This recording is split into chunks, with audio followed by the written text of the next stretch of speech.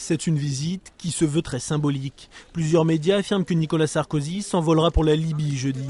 Le président français ferait le voyage accompagné du Premier ministre britannique David Cameron et du philosophe Bernard-Henri Lévy. Un déplacement à l'étude depuis 2 semaines.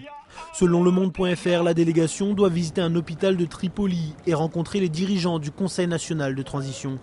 Nicolas Sarkozy et David Cameron se rendraient ensuite à Benghazi, le fief du nouveau pouvoir, pour y prononcer un discours. La France, en première ligne sur le dossier libyen, espère ainsi récolter les bénéfices de son intervention, alors qu'un accord secret sur les ventes de pétrole a été démenti début septembre.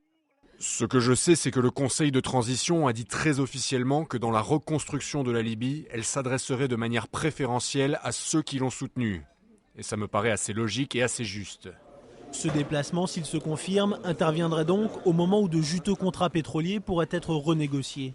Washington n'a d'ailleurs pas perdu de temps et a dépêché sur place l'un de ses principaux diplomates. Je suis venu ici pour mettre en avant l'amitié entre le peuple américain et le peuple libyen. Ce voyage de Nicolas Sarkozy serait sous très haute protection. 160 policiers en civil, dont une majorité de CRS, seraient envoyés sur place à bord d'un Transal de l'armée, du jamais vu. L'Élysée, jointe par France 24, ne confirme pas ce déplacement de Nicolas Sarkozy, mais redit que le président français se rendra bien en Libye quand les conditions sécuritaires et politiques seront réunies.